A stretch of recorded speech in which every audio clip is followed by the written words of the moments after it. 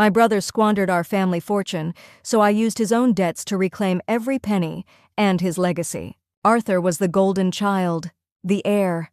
I was the shadow, the sister who understood the numbers. Our father left us an empire, and Arthur, in his brilliance, turned it to dust. He forged my name. He lost our ancestral home. He left me with nothing but a tarnished name and a mountain of debt. He thought bankruptcy was his escape. He was wrong. For 5 years, I became a ghost. I learned the brutal art of debt, and then I started buying his. Every failed loan, every broken promise.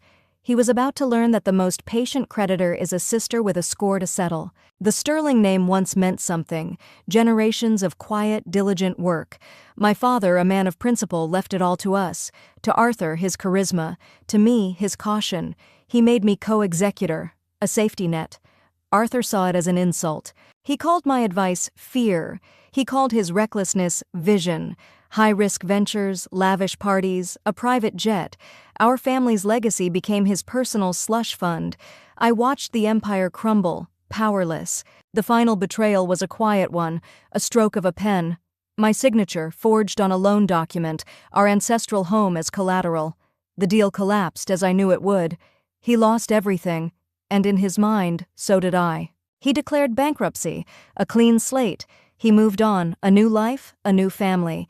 He left me in the ruins. I didn't sue, I didn't scream. I simply disappeared. For 5 years, I worked at a small, unassuming accounting firm, but we had a specialty, debt acquisition. I learned the language of the predator.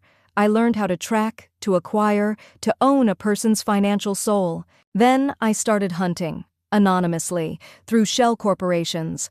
I bought Arthur's debt, the business loans, the credit cards, the personal guarantees. I paid pennies on the dollar for the chains that would bind him. Arthur had rebuilt his life, a modest success, a new family. He thought he was safe. Then the letters began, not from banks, but from Sterling Holdings, my company. We called in his loans. We froze his assets. We initiated foreclosure on his new home. He tried to fight, but he was fighting a ghost who held his own signature on every line. The final act was not in a court, but in a boardroom. My boardroom. I summoned him. He walked in, arrogant, ready to negotiate.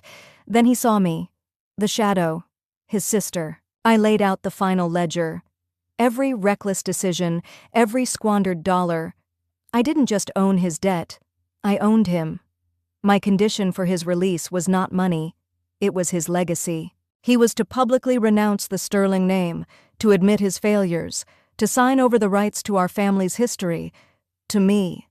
He was to become a footnote in the story he tried to erase me from. I didn't rebuild the old empire. I built a new one.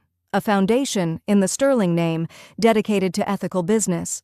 I used the fortune I reclaimed to fund those who had been betrayed. Arthur? He disappeared. A man without a name, without a legacy. A ghost.